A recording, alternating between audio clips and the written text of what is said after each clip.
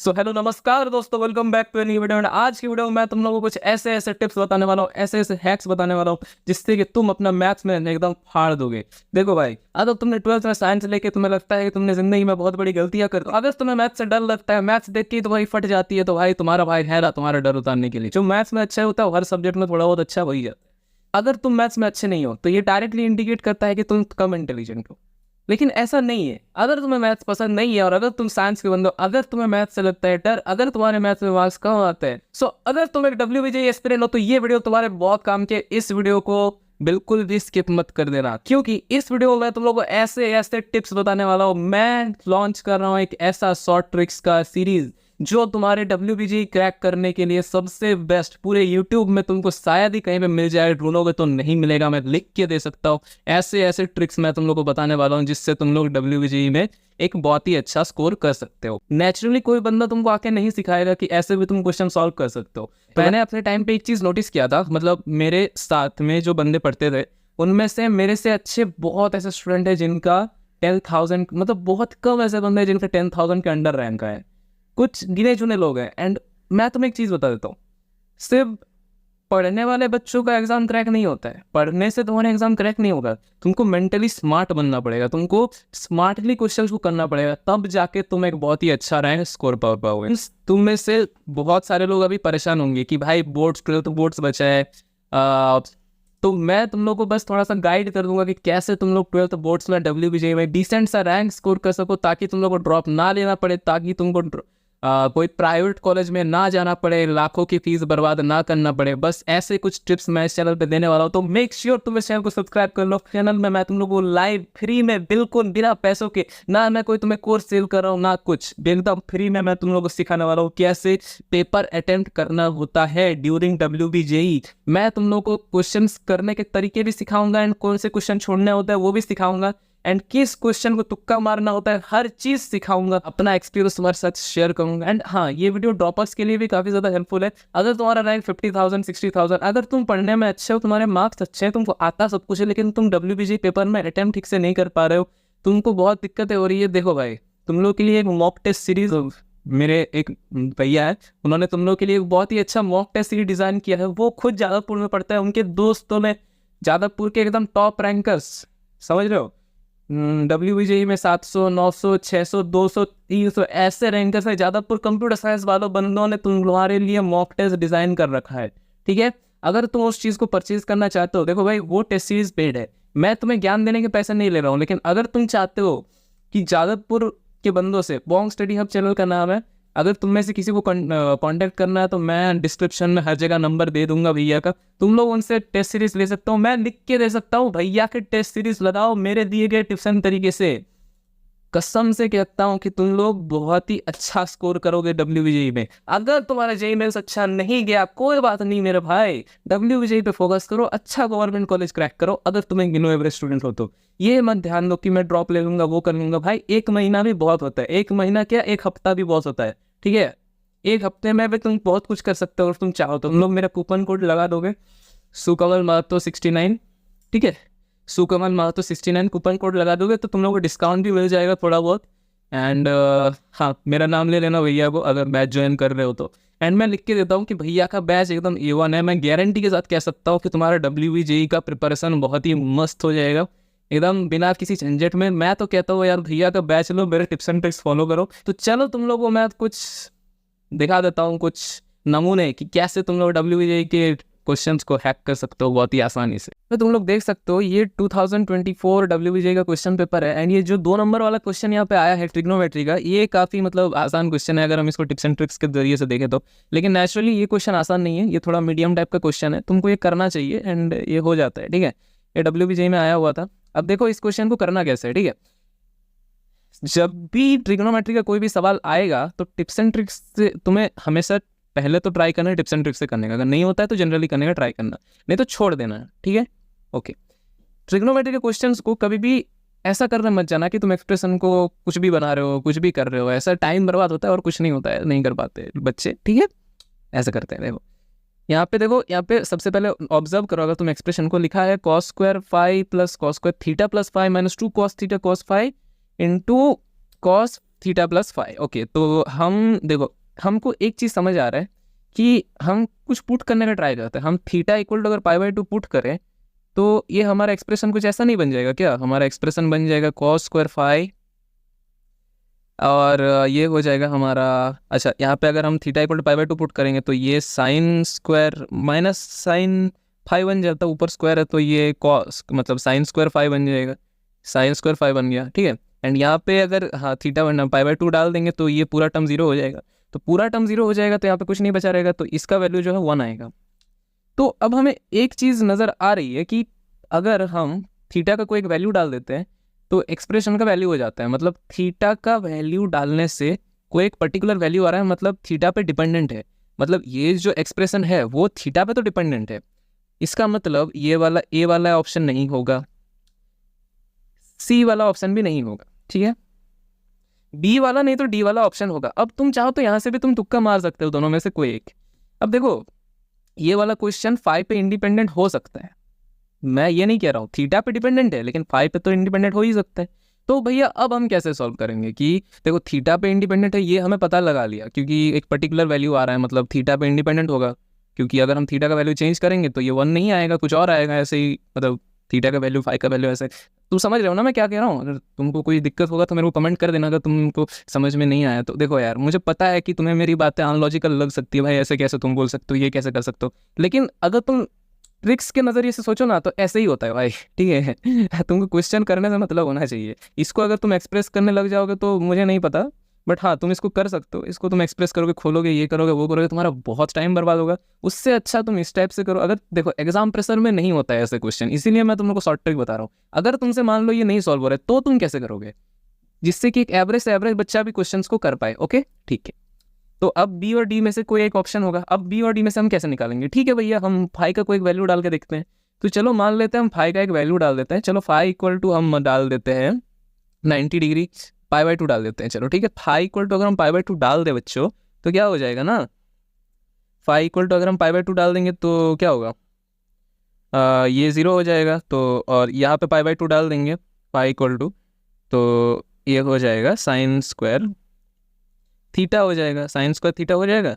And यहाँ पे phi equal to हम पाई बाई टू डाल देंगे तो ये वाला टर्म जीरो हो जाएगा, तो ये डालने से तो एक्सप्रेशन हमारा हो जाएगा साइन स्क्वायर थीटा।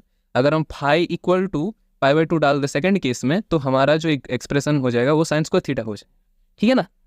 ओके, अब देखो, अब ध्यान से देखना, अगर हम अगर अगर अगर अभी अभी अगर हम फाई, अच्छा साइन स्क्वायर थीटा आ गया, अब फाई इक्वल टू अगर हम जीरो डाल दें, मतलब फाई इक्वल टू अगर हम जीरो डिग्री डाल दें तो क्या होगा देखना, फाई अगर हम जीरो डिग्री डाल दें तो ये हो जाएगा हमारा वन, एंड यहाँ पे जीरो डिग्री डाल देंगे तो ये हो जाएगा हमारा one plus cos square theta, one plus cos square theta.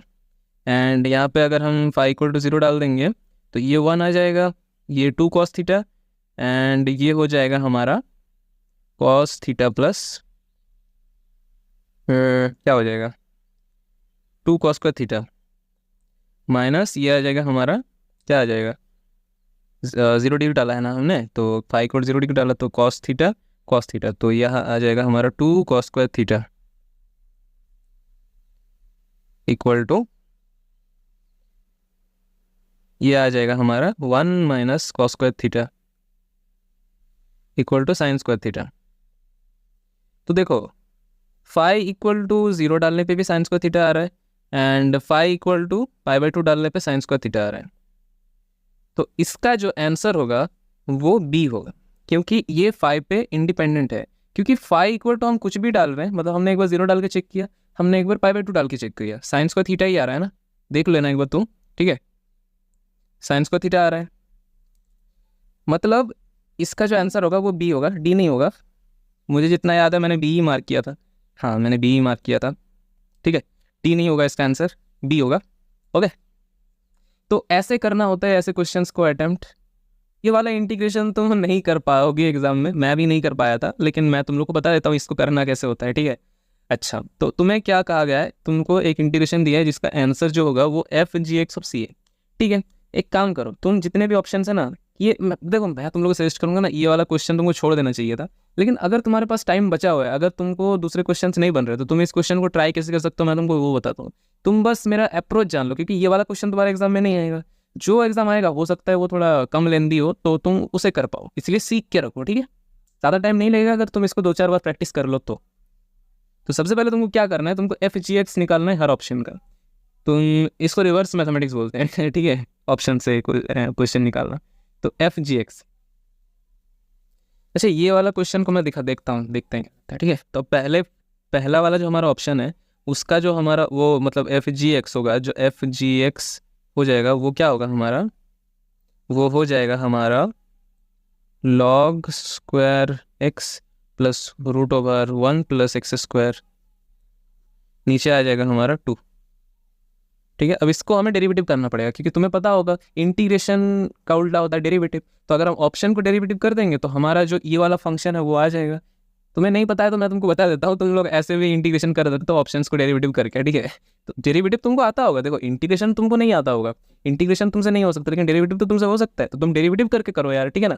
बहुत ही आसान तरीके बताया मैंने तुमको करो अब, ठीक है। क्या होता है, इसको डेरिवेटिव करोगे तो क्या होगा, 1/2 कॉमन आ जाएगा, यहाँ पे हो जाएगा 2 log x plus √1 plus x square आ जाएगा।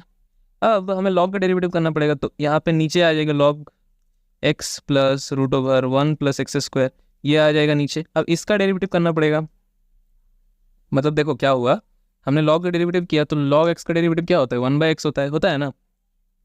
तो ये पूरा x माना था हमने, तो ये नीचे आ गया। अब इनटू में क्या करेंगे हम लोग, इनटू में हम इसका डेरिवेटिव करेंगे, तो इसका derivative 1 plus 1/√1 plus x square. अब यहाँ पे 2 होगा एंड एक्स स्क्वायर का डेरिवेटिव हो जाएगा 2x, ठीक है ना। तो ये 2 और 2 कट जाएगा, तो अब हमारे पास क्या रह गया, 1/2 log x plus √1 plus x square by x plus, ये सब तुमको बहुत ही फास्ट करना है, मैं तुम लोग को दिखाने के लिए धीरे धीरे कर रहा हूँ। मैं अगर एग्जाम में कर रहा होता तो बहुत तेज़ी से करता मतलब 20-30-40 सेकंड में ये मेरा हो जाता है वो क्वेश्चन। अभी तुम लोग को बता रहा हूँ इसलिए थोड़ा टाइम लग रहा है मेरे को, है ना।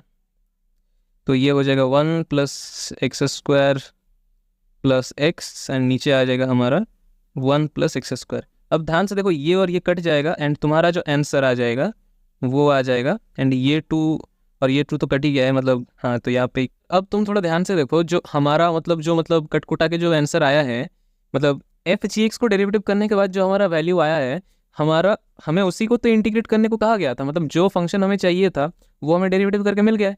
मतलब डेरिवेटिव का उल्टा इंटीग्रेशन होता है, इंटीग्रेशन का उल्टा डेरिवेटिव होता है, मतलब डेरिवेटिव करके जो आया अगर वो यहाँ पे लिखा हुआ है मतलब यही आंसर है, तो हमारा आंसर A राइट आंसर हो जाएगा, बाकी को करने का जरूरत ही नहीं पड़ा। अब मान लो अगर ये आंसर नहीं आता तो हम दूसरे वाले को करते हैं। एंड अगर तुम एक चीज़ ध्यान से देखो कि ये जो D ऑप्शन है इसको देख के तुमको फीलिंग आ रहा है कि ये नहीं होगा क्योंकि ये नेगेटिव में, एंड फीलिंग आ रहा है ना कि नहीं होगा, तो इसको तुम सिंपल से कट कर देना। इसको देख के लग रहा है अब ये भी क्यों नहीं होगा वो भी मैं तुमको बता देता हूँ, ठीक है। ये इसलिए नहीं होगा क्योंकि अगर तुम इसका FGX निकाल देखो, अगर तुम चारों का FGX निकालोगे ना तो तुमको वाई आने लगेगा कि यही वाला आंसर होगा, ठीक है। एंड हमने डेरिवेटिव करके निकाल लिया है। तो अगर तुम इसको माइंड के मतलब देखो, दिक्कत ये है ना कि ये सब तुमको प्रैक्टिस करना पड़ेगा। मैंने जो टिप्स एंड ट्रिक्स तुम लोगों को बताए हैं वो सब का तुमको बहुत ज़्यादा प्रैक्टिस करना पड़ेगा, तब जाके तुम उसको एक्चुअल लाइफ में उसको तुम कर पाओगे। ये सब लिख लिख के करने का नहीं होता है, मुझे पता है मैं लिख के कर रहा हूँ थोड़ा ज़्यादा हो रहा है, ये सब तुमको समझाने के लिए कर रहा हूँ। मैं अगर एक्चुअल में कर रहा होता तो ये सब मतलब टॉपर लोग होते हैं ना जिनका 100 में अंडर 100 रैंक आता है, वो लोग ये सब माइंड में कैलकुलेट करते हैं। तुम्हें ये सब उन्हीं लोगों का टिप्स एंड ट्रिक्स है, वो लोग ये सब लिखते विखते नहीं है। तुम्हें क्या लगता है इसका डेरिवेटिव वो करके देखेंगे, वो डायरेक्ट माइंड में इसका डेरिवेटिव निकालेंगे, डायरेक्ट ऐसे टिक करेंगे 2 सेकंड के अंदर। वो तो हम जैसे कोई ये करने का जरूरत पड़ेगा क्योंकि हम लोग उतने माहिर नहीं है ना, ठीक है। तो तुम जितना प्रैक्टिस करोगे तुम उतना ज़्यादा क्वेश्चन इस तरीके से अटेम्प्ट कर पाओगे और अपना स्कोर को बूस्ट कर पाओगे। तो अभी तुम लोग ध्यान से देखो, ये जो 5 नंबर वाला क्वेश्चन है ना, ये वाला ये काफ़ी सिंपल है, ठीक है। इसको कैसे करना है देखो, यहाँ पे क्या कहा गया है, जो 1,5 वाला पॉइंट है, जो 1,5 वाला पॉइंट है वो मिड पॉइंट है। ये दोनों इक्वेशन, ये दोनों लाइन को कट करती हुई एक लाइन, मतलब ये दोनों लाइन है, इन दोनों को छेदांक से एक सरल रेखा, मतलब इन दोनों का लाइन सेगमेंट का जो मिड पॉइंट है वो 1,5 है। तो हमें उस लाइन का इक्वेशन बताने को कहा है। अब एक चीज़ ध्यान से देखो, ऑप्शन को ऑब्जर्व करो। ऑप्शन में तुम 1,5 को सेटिस्फाई करा के चेक कर सकते हो कि मतलब 1,5 जो होगा वो उस लाइन के ऊपर होगा, तो 1,5 जिस ऑप्शन में सेटिस्फाई करेगा वो हमारा ऑप्शन होगा। अब तुम पुट करके देखो, सबसे पहले यहाँ पे 1,5 पुट करो। अगर तुम यहाँ पहला वाला ऑप्शन में 1,5 पुट करोगे तो देखो क्या आएगा। यहाँ पे अगर तुम 1 पुट करोगे तो ये आ जाएगा तुम्हारा 83 माइनस क्या कितना होता है 153। मतलब तुम लोग देख सकते हो कि 92 से बड़ा आएगा, तो ये वाला ऑप्शन हम कट कर देंगे। ठीक है, 92 से बड़ा आ रहा है। दूसरा वाला ऑप्शन देखो, सी वाला देखते हैं। ठीक है, इसका जो आंसर है वो बी है, लेकिन ये तुमको पता है, मैं बता देता हूँ, लेकिन हम चेक करेंगे। दूसरे वाले पे चेक करो, यहाँ पे 1 पुट करो तो 83 माइनस ये कुछ 5 35 कितना होता है 150। तो यहाँ पे भी तुम लोग देख सकते हो कि ये दोनों माइनस में है एंड ये प्लस में है। अब इन ये 150 करीब कुछ आने वाला है एंड -92, मतलब ये वाला ऑप्शन भी नहीं होगा क्योंकि 0 नहीं आएगा। तुम करके देखना, नहीं आएगा। ठीक है, यहाँ पे पुट करोगे नहीं सेटिस्फाई नहीं करेगा, यहाँ पे पुट करोगे सेटिस्फाई नहीं करेगा, यहाँ पे पुट करोगे तो सेटिस्फाई कर जाएगा मेरी जान, तुम करके देखना। यहाँ पे पुट करोगे तो सेटिस्फाई नहीं करोगे, तो सिर्फ एक ही ऑप्शन सेटिस्फाई कर रहा है, तो बी वाला ऑप्शन हमारा राइट आंसर हो जाएगा। देखो फिर से बताता हूँ तुमको करना क्या है। देखो जब भी तुम्हें ऐसा क्वेश्चन देखा, तुमको पहले देखना है कि हाँ एक हमें पॉइंट दिया गया है, वो पॉइंट किसी एक लाइन का मिड पॉइंट है। ये जो पॉइंट है और जो लाइन हमें निकालने को कहा है उस लाइन का मिड पॉइंट है, तो मतलब वो पॉइंट उस लाइन के अंदर होगा। तो हमें अगर उस लाइन का इक्वेशन निकालने को कहे तो हम उस पॉइंट को डायरेक्ट उस लाइन के इक्वेशन में डाल के देखेंगे। मतलब इसको सारे में पुट करके देखो, जिसमें भी सेटिस्फाई करे वही हमारा आंसर है। कहानी खत्म। काफ़ी आसान क्वेश्चन है। इस टाइप के क्वेश्चंस को तुम्हें जिंदगी में कभी स्किप नहीं करने, ये तुमको गारंटेड 1 मार्क देके जाएगा। ओके, तो अभी हम लोग करने वाले 19 वाला क्वेश्चन। 19 वाला क्वेश्चन पे हम लोग को क्या कहा गया है कि ना, देखो हम लोग को कहा गया है कि 2x + 5x = 3x + 4x। जो ये जो इक्वेशन है इसका नो रियल सोल्यूशन है, only 1 non zero real solution है, इनफाइनेटली मेनी सोल्यूशन है, only 3 non negative real solution है। अच्छा, अब तुमको समझ में नहीं आ रहा है कि ऐसे क्वेश्चन को करना कैसे होता है। देखो पहली बात, ये इस टाइप का क्वेश्चन बहुत आसान होता है, ज़्यादा सोचने का नहीं। एग्जाम में तुमको टाइम बहुत कम मिलता है, मेरे को पता है। तुम पहले चेक करो कि अगर हम x = 0 पुट करें तो एक सोल्यूशन आएगा। तुम पुट करने का ट्राई करो। अगर तुम 1 पुट करोगे तो एक सोल्यूशन आएगा, अगर तुम x = 0 पुट करोगे तो भी एक सोल्यूशन आएगा, तो सेटिस्फाई करेगा। मतलब इसके 2 सोल्यूशन तो हैं। ठीक है, इसके 2 सोल्यूशन तो है। नो रियल सोल्यूशन नहीं होगा, only 1 non zero real solution नहीं होगा, infinitely many solution, only 1 non zero real solution नहीं, 2 है। ठीक है, ये नहीं होगा। इनफाइनेटली मेनी सोल्यूशंस, क्या ये हो सकता है? क्या इसके इनफाइनाइट सोल्यूशन हो सकते हैं? द आंसर इज हाँ, हो सकते हैं। एंड जो डी वाला है, only 3 non negative real solutions. अच्छा, 2 डाल के देखो, 2⁴ नहीं हो सकता। देखो मुझे नहीं लगता इसके और सोल्यूशन हो सकता है, नहीं हो सकता। तो इसके इनफाइनाइटली मेनी सोल्यूशंस होंगे, only 3 non negative real solutions, ये ऑप्शन नहीं होगा। तो इसका आंसर होगा वो सी होगा। इसके सॉल्यूशन इनफाइनेटली मैनी होंगे, बट नॉन नेगेटिव या कह लो वो क्या बोलते हैं, रियल सोल्यूशंस 2 ही होंगे। एक होगा 0, एक होगा 1। ठीक है, तुम एज्यूम करके देख सकते हो यार। देखो हाँ, वो तो कुछ भी सकता है, लेकिन रियल नंबर नहीं आएगा। तुम देख लो, इसको देख लो, करके देख लो। अगर तुम्हें बिलीव नहीं हो रहा है तो 2 डाल के देखो, 3 डाल के देखो, नहीं तुमको लगेगा कि हाँ ये कुछ मतलब एक तरफ का कुछ ज़्यादा ही तेज़ी से बढ़ रहा है, तो रियल सोल्यूशन तो नहीं आएंगे।